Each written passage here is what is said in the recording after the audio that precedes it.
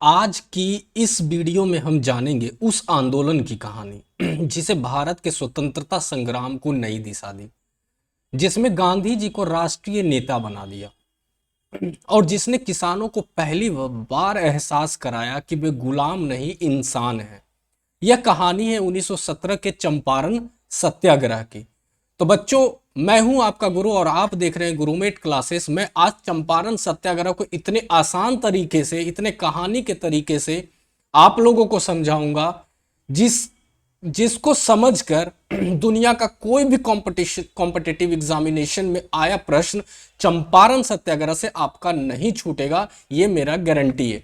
तो चलिए वीडियो को हम लोग स्टार्ट करते हैं और चंपारण की धरती पर हम आप लोगों को लेकर चलते हैं। तो कहां चलते हैं हम लोग? चंपारण की धरती। जैसा कि आप लोग ये देख रहे हैं इस फोटो में, मैं बता रहा हूं ना कि मैं बहुत ही इजी तरीके से आप लोगों को देखिए यहाँ पे क्लियर करवाने वाला हूं कि इसमें हुआ था क्या, यहाँ क्या ऐसी घटनाएं घटी थी। तो चंपारण बिहार का एक इलाका था, इलाका है भी, ठीक है, जहां उपजाऊ जमीन है, मेहनती किसान। क्या है? उपजाऊ जमीन और मेहनती किसान। लेकिन बात है 19वीं शताब्दी की। 19वीं शताब्दी की 19वीं शताब्दी की बात है। यहां पर अंग्रेज नीलह, कौन सा, याद ध्यान रखो, अंग्रेज नीलहो। नीलहो का मतलब क्या होता था? जो नील की खेती को देखरेख करते थे, किसानों से फसल को लेकर यहां से वहां भेजते थे, उसको अंग्रेज नीलहो बोला गया है। हिंदी में इसको इंडिगो प्लांटर्स इंग्लिश में बोलते हैं, इंडिगो प्लांटर्स, ठीक है, इंडिगो प्लांटर्स। अब देखो बाद में है, तो 19वीं सदी में अंग्रेज नीलहों ने क्या किया था कि यहां की जमीन के ऊपर कब्जा कर लिया। नील की खेती पूरे यूरोप में बहुत महंगी बिकती थी। पूरा यूरोप में नील की मांग जो थी बहुत तेजी से बढ़ी थी और बहुत ही महंगा कीमत पर बिकता था। इसलिए अंग्रेज ने किसानों को मजबूर किया कि वे अनाज छोड़कर नील उपजाए। यानी कि अंग्रेज जो ब्रिटिशर्स थे उसने कहा, अंग्रेजों ने कहा किसान से कि तुम अनाज नहीं उपजाओगे, अनाज नहीं उपजाओगे, क्या उपजाओगे? उस खेती में नील को उपजाओगे। ऐसा अंग्रेज ने फरमान जारी कर दिया। अब देखिए यहां पे एक टर्म आता है तीन कठिया प्रणाली, जो कि एग्जाम में बार बार पूछा जाता है। कौन सी प्रणाली? तीन कठिया प्रणाली। तीन कठिया प्रथा भी इसको हम लोग बोलते हैं। तीन कठिया प्रथा क्या था, समझिए ध्यान से इस चीजों को। किसानों को अपनी जमीन पर 3/20 हिस्से में, कितना हिस्से में?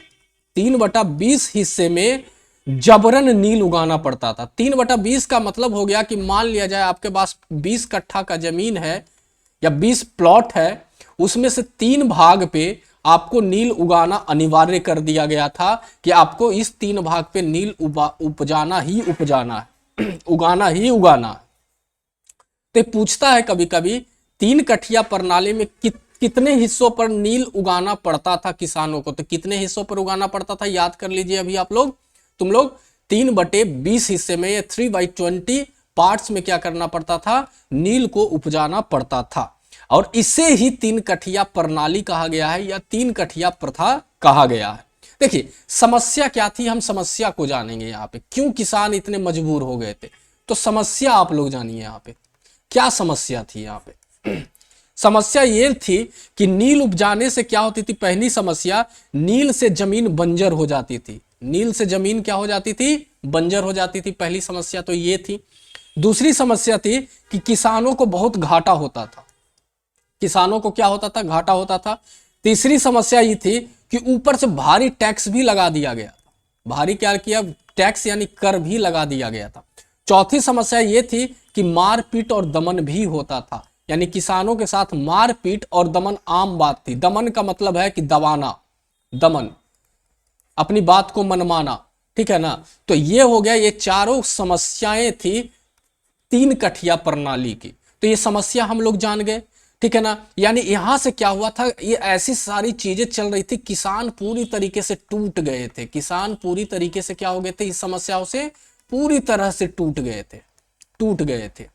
अब क्या हुआ भाई, आगे की कहानी सुनो ध्यान से। तो अभी हमने जाना कि 19वीं शताब्दी में अंग्रेज नीलहों ने क्या किया था, पूरे चंपारण यानी चंपारण के ऐसे कुछ कुछ इलाकों में जहां पे किसानों की जमीन पर जबरन बोला गया कि आप क्या उपजाओ, नील को उपजाओ, अनाज मत उपजाओ।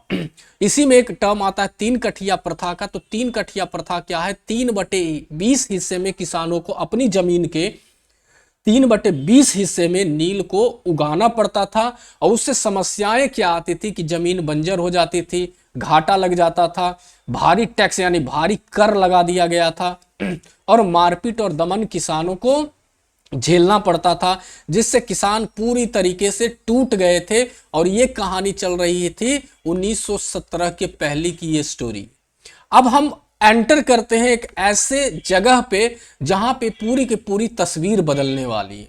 पूरी की पूरी क्या है, तस्वीर बदलने वाली है। तो चलिए हम लोग बात करते हैं लखनऊ पैक्ट की, जिसको हम लोग बोलते हैं लखनऊ कांग्रेस अधिवेशन। इसको क्या बोला गया है, लखनऊ कांग्रेस अधिवेशन। अधिवेशन, लखनऊ कांग्रेस अधिवेशन। लखनऊ में मतलब एक लखनऊ यूपी की जो राजधानी अभी है, यानी लखनऊ में कांग्रेस का अधिवेशन चल रहा था। ये कब हुआ था कांग्रेस का अधिवेशन, 1916 में चल रहा है। मान लो अभी चल रहा है ये अधिवेशन, ठीक है। तो देखो यहां पे क्या घटना घटती है इस लखनऊ पैक्ट में, यानी कि लखनऊ कांग्रेस अधिवेशन में एक साधारण किसान आए थे। यहां पे कौन आए थे, एक बहुत ही साधारण किसान आए। कौन आए, साधारण किसान आए। कौन आए भाई बताओ जल्दी से, जिनका नाम था राजकुमार शुक्ल। राजकुमार शुक्ल। इस तरीके से याद रखिए कि अधिवेशन 1915 में महात्मा गांधी दक्षिण अफ्रीका में से वापस आए, और उसके जस्ट साल बाद, 1 साल बाद 1916 में लखनऊ अधिवेशन होता है। और उस लखनऊ अधिवेशन में एक बहुत ही साधारण किसान बिहार से गए हुए थे, जिनका नाम था राजकुमार शुक्ल। और राजकुमार शुक्ल बिहार के ही थे। राजकुमार शुक्ल क्या था कि ज्यादा पढ़े लिखे नहीं थे, ये पढ़े लिखे नहीं थे, पढ़े लिखे नहीं थे। दूसरी बात लेकिन क्या थी, ये अन्याय के खिलाफ जिद्दी थे, यानी अन्याय को ज्यादा ये सहते नहीं थे राजकुमार शुक्ल, ठीक है। अब देखो राजकुमार शुक्ल की मुलाकात वहां पे किनसे होती है भाई, तो महात्मा गांधी से होती है। किनसे होती है, महात्मा गांधी से उनकी मुलाकात लखनऊ अधिवेशन में होती है, कांग्रेस के लखनऊ अधिवेशन में, ठीक है। और उन्होंने गांधी जी के पीछे पीछे लग गए, यानी सुने थे कि भाई गांधी जी तो दक्षिण अफ्रीका में तहलका मचा के आ गए हैं, यानी दक्षिण अफ्रीका में उन्होंने अंग्रेजों की बैंड बजा के रख दी है। अंग्रेज जो है ब्रिटिशर्स इनके घुटनों पर लेट आए हैं। तो राजकुमार शुक्ल जब ये बात सुने तो उन्होंने महात्मा गांधी से बोला, क्या बोला, ए बाबा, ए गांधी जी सुना ना, जो कहा कि बिहार में चंपारण सत्याग्रह में किसान के साथ बहुत ज्यादती हो रहा है, जो चला ना वहां। तो महात्मा गांधी बोलते हैं कि भाई देखो अभी हम कहीं नहीं जाएंगे, अभी हम कहीं नहीं जाएंगे। राजकुमार शुक्ल बहुत आग्रह करते हैं, फिर भी महात्मा गांधी नहीं मानते हैं, ठीक है। अब महात्मा गांधी जहां जहां जाए भाई, तो राजकुमार शुक्ल वहां वहां उनके पीछे हो ले। कभी कलकत्ता जाए तो राजकुमार शुक्ल उनके पीछे पीछे कलकत्ता जाए, कभी मुंबई जाए तो राजकुमार शुक्ल उनके पीछे पीछे मुंबई जाए, यानी उनका पीछा नहीं छोड़ा। तब महात्मा गांधी जी बोले ठीक है बाबू चल, देखा का हो बता वहां, ठीक है। तो महात्मा गांधी जी बात को मान जाते हैं और राजकुमार शुक्ल के साथ 1917 में चंपारण की धरती पर कदम रखते हैं। अब देखो जब यहां पे वो आए तब क्या होता है, बहुत इंटरेस्टिंग चीजें हैं, अभी मैं बताऊंगा, ध्यान से सुनना ये चीजों को। तो 1917 में वो कहां आते हैं, चंपारण पर आगमन होता है। तो यहां पे बात है कि सबसे पहले चंपारण महात्मा गांधी कब आए, तो 1917 में आए। कब आए, 1917 में आए। ये सबसे पहले चंपारण में बिहार जब आए तो वो कहां पर रुके, ठीक है, ये भी पूछता है। तो सबसे पहले आए तो कहां रुके, मोतिहारी। कहां रुके, मोतिहारी रुके। और ये जगह का नाम है, यानी ये ये समय की बात है, कब आए, 1917 में आए। कहां पे आए, यानी ये स्थान की बात है, मोतिहारी आए। अब इनके साथ कौन कौन आए थे, ये बात भी जानना बहुत ही इंपॉर्टेंट है। इनके साथ कुछ लोग आए थे, उनमें पहला नाम है ब्रज किशोर प्रसाद। ब्रज किशोर ब्रज किशोर प्रसाद, ये क्या थे? ब्रज किशोर प्रसाद एक वकील थे, यानी बिहार में ही उस समय वकील का काम ये करते थे। और कौन आए? दूसरा लोग कौन आए भाई? इनके साथ राजेंद्र प्रसाद भी आए थे। राजेंद्र प्रसाद जो हमारे भारत के पहले राष्ट्रपति बनते हैं, यानी राजेंद्र प्रसाद भी इनके साथ थे। और कौन थे इनके साथ? अनुग्रह नारायण सिन्हा भी थे। अनुग्रह नारायण सिन्हा भी थे। बहुत लोग थे, बट हम कुछ ही नाम बताएंगे जो इंपॉर्टेंट है एग्जाम के पर्पज से।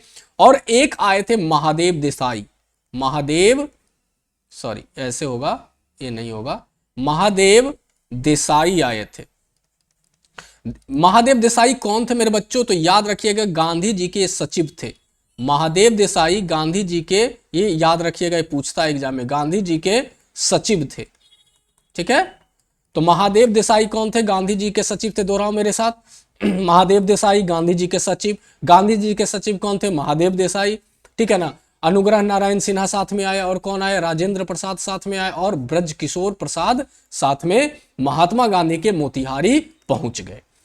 जब वो मोतिहारी पहुंचते हैं तो वहां पे सबसे पहले वो भाषण नहीं देते हैं या कोई भी चीज पब्लिकली नहीं करते हैं लोग, वो सिर्फ ये करते हैं कि वो गांव गांव घूमने लगते हैं। कहां?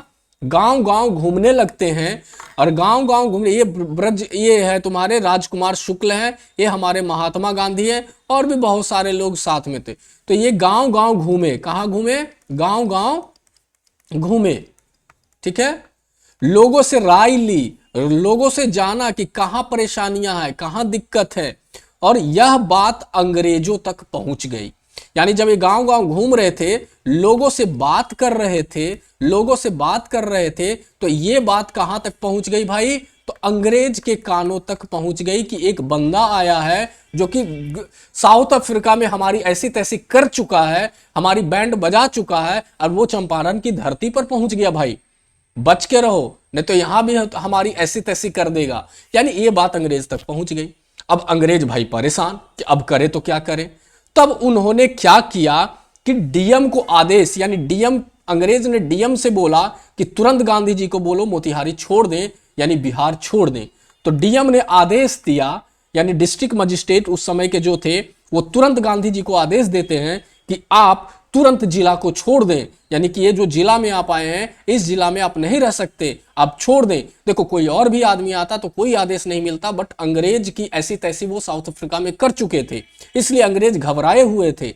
और अंग्रेज को अंग्रेज जो है वो डीएम के थ्रू बात पहुंचाते हैं कि वो जल्दी से जल्द जिला छोड़ दे। अब कुछ लोग समझ नहीं रहे थे कि साउथ अफ्रीका में उन्होंने क्या की। तो अरे गधों, जाके वीडियो देख लो, मैंने बनाया है, एकदम बेहतरीन वीडियो बनाया है, और वीडियो डाला हुआ है कि साउथ अफ्रीका काल गांधी जी का क्या था, और वहीं से उनका पहला सत्याग्रह शुरू होता है, वहीं से महात्मा गांधी गांधी जी के नाम से जाने लगे। ये सारी चीज मैंने पढ़ाई है, और उसका एमसीक्यू भी मैंने पढ़ा दिया, वहां जाकर देख सकते हो। ठीक है, तो यहां तक बात क्लियर हो गई कि अंग्रेज ने बोला डीएम से, और डीएम ने आदेश दिया गांधी जी को, भाई जिला आप छोड़ दो। लेकिन गांधी जी ने लिखित जवाब दिया उनको, डीएम को लिखित जवाब भेजा। क्या जवाब भेजा? कि मैं जिला नहीं छोड़ूंगा, तुमको जो उखाड़ना है उखाड़ लो। ऐसा नहीं लिखा था, बट समझ लो, जो उखाड़ना है उखाड़ लो, जिला नहीं छोड़ूंगा। दूसरा, मैं अन्याय के खिलाफ नहीं झुकूंगा, अन्याय के सामने मैं नहीं झुकूंगा। यह सीधा सीधा ब्रिटिश सरकार को चुनौती थी। एक तरह से ब्रिटिश सरकार इसको चुनौती के रूप में स्वीकार कर लिया। अब कहानी बढ़ती है आगे। अब आगे कहानी यह बढ़ती है कि ब्रिटिश सरकार ने गांधी जी को गिरफ्तार कर लिया, और गांधी जी के ऊपर केस कर दिया कि ये जबरन घुस आए हैं हमारे इलाके में बिना परमिशन के। गांधी जी पे केस हो गया। गांधी जी का केस गया मोतिहारी कोर्ट। कहां चला गया? अब देखो, ये सारे लोग घूम रहे थे, गांव गांव घूम रहे थे, तो गांधी जी को मोतिहारी, यानी कि मोतिहारी की अदालत में पेश किया गया। कहां पेश किया गया? मोतिहारी की अदालत में। मोतिहारी की अदालत में गांधी जी को पेश किया गया।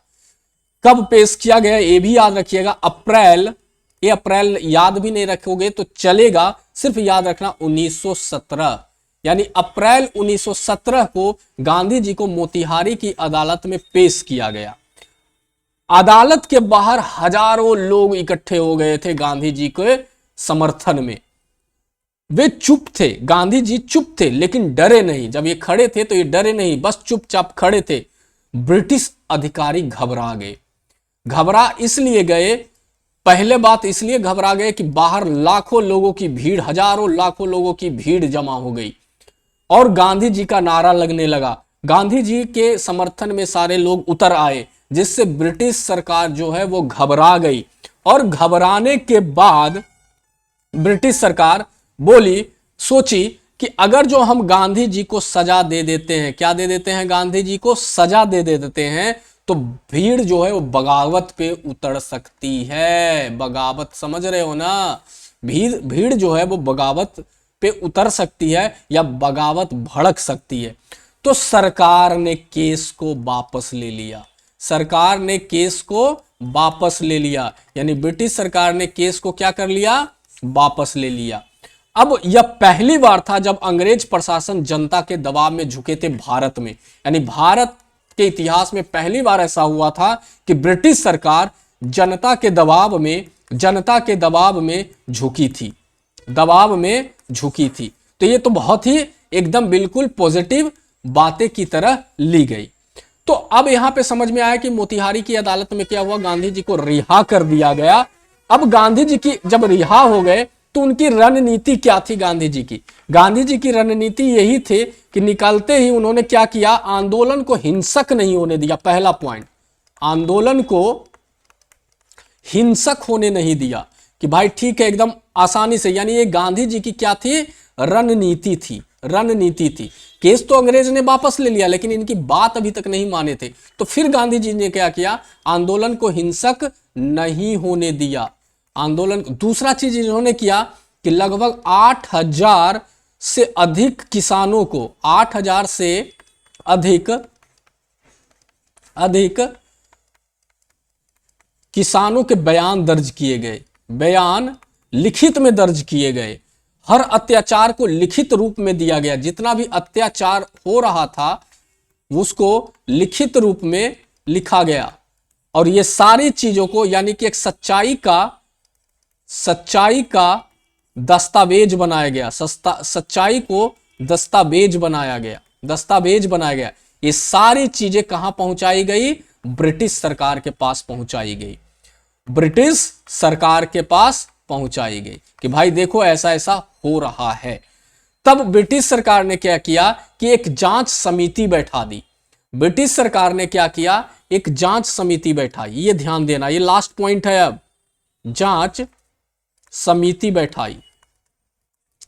जांच समिति में क्या था भाई? ये जांच समिति कब बैठी? तो ये बैठी जून 1917 में। अप्रैल में केस हुआ था, केस वापस हुआ, और जून 1917 में जांच समिति बैठी। और जांच समिति में ब्रिटिश सरकार ने चंपारण कृषि समिति बनाई। ये पूछता है कभी कभी क्वेश्चन कि चंपारण कृषि समिति किसने बनाई? तो ब्रिटिश सरकार ने बनाई। किसने बनाई?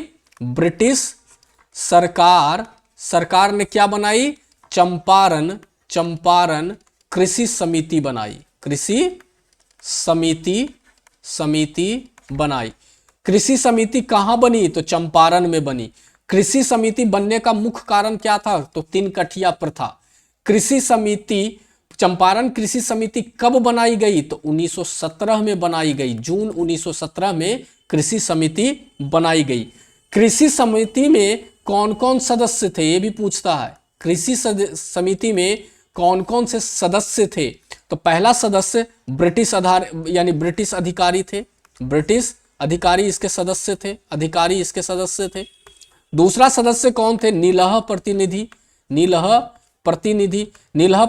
का मतलब समझ रहे हो ना? नीलह प्रतिनिधि का मतलब जो नील की खेती को देख रेख करते थे, किसानों से कर को वसूलते थे और नील को एक जगह से दूसरे जगह पहुंचाते थे। वो नीलह प्रतिनिधि थे। इसमें ही कुछ ब्रिटिश अधिकारी भी हुआ करते थे, कुछ भारतीय लोग भी इसमें शामिल थे। लेकिन हम भारतीयों की बात नहीं करेंगे, नीलह प्रतिनिधि ब्रिटिश अधिकारी की ही बात करेंगे। ये भी ब्रिटिश अधिकारी, ये भी ब्रिटिश लोग। और एक गांधी जी थे इसमें समिति में। कौन थे? गांधी जी थे, यानी एकमात्र भारतीय। एकमात्र भारतीय।